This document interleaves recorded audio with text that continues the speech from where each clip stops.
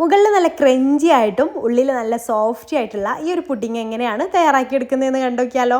നല്ല സിമ്പിളായിട്ട് തയ്യാറാക്കിയെടുക്കാൻ തീ പോലും കത്തിക്കേണ്ട ആവശ്യമില്ല. അപ്പോൾ അതിന് വേണ്ടിയിട്ട് ആദ്യം നമുക്ക് ഒരു ബൗളെടുക്കുക. അതിലേക്ക് 1 കപ്പ് ഫ്രഷ് ക്രീം ഒഴിച്ച് കൊടുക്കാം. ഒരു 3 ടേബിൾ സ്പൂൺ കണ്ടൻസ് മിൽക്കും നമ്മുടെ മധുരത്തിനനുസരിച്ച് ചേർത്ത് കൊടുക്കാം കേട്ടോ.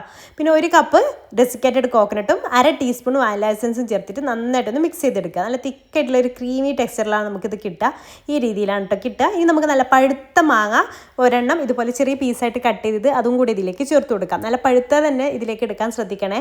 ഇനി നമുക്കൊരു പുഡിംഗ് ട്രേ എടുക്കാം. അതിലേക്ക് നമ്മുടെ ഫ്രൂട്ടി ബ്രെഡ് ഉണ്ടല്ലോ, അതാണ് കേട്ടോ ഞാൻ എടുക്കുന്നത്. അത് ഒന്നുകൂടെ ചെറിയൊരു മധുരവും കൂടി ഉണ്ടാവുമല്ലോ. അതിൻ്റെ അരികുവശമൊക്കെ ഒന്ന് കളഞ്ഞതിന് ശേഷം അതിൻ്റെ മുകളിലായിട്ട് ഈ ഒരു ക്രീം ഒന്ന് സ്പ്രെഡ് ചെയ്ത് കൊടുക്കാം. 2 ലെയറായിട്ടാണ് നമ്മളിത് സെറ്റ് ചെയ്തെടുക്കുന്നത്. അപ്പോൾ ഫസ്റ്റ് ലെയർ ഇതുപോലെ നന്നായിട്ട് എല്ലാ ഭാഗത്തേക്കും ഒന്ന് കംപ്ലീറ്റ് ഒന്ന് സ്പ്രെഡ് ചെയ്ത് കൊടുക്കാം. പിന്നെ നമുക്ക് സെക്കൻഡ് ലെയർ ഇതേപോലെ തന്നെ വെച്ച് കൊടുക്കാം.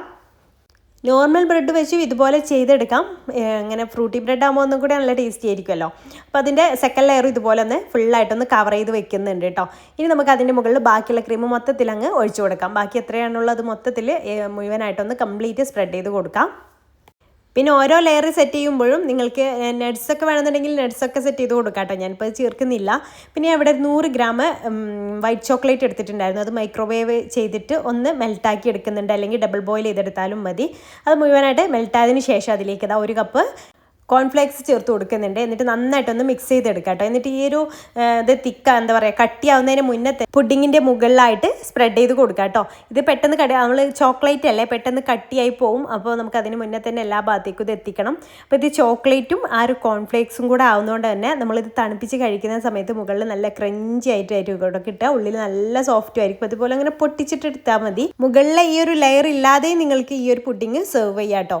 ഞാനിപ്പോൾ ഒരു ക്രഞ്ചിനെസ് ഒക്കെ കിട്ടിക്കോട്ടെ നേരിച്ചിട്ടാണ് ഈ ഒരു ലെയറും കൂടെ മുകളിൽ സെറ്റ് ചെയ്ത് കൊടുത്തിട്ടുള്ളത്. അപ്പോൾ നിങ്ങൾക്കിത് ഇഷ്ടമായിട്ടുണ്ടെങ്കിൽ എന്തായാലും ഒന്ന് ട്രൈ ചെയ്ത് നോക്കുക. ട്രൈ ചെയ്ത് നോക്കുന്ന സമയത്ത് ഫീഡ്ബാക്ക് അറിയിക്കാൻ മറക്കരുത് കേട്ടോ. ഇൻഷാല്ലാ പുതിയ നല്ല റെസിപ്പി ആയിട്ട് നമുക്ക് വീണ്ടും കാണാം. താങ്ക്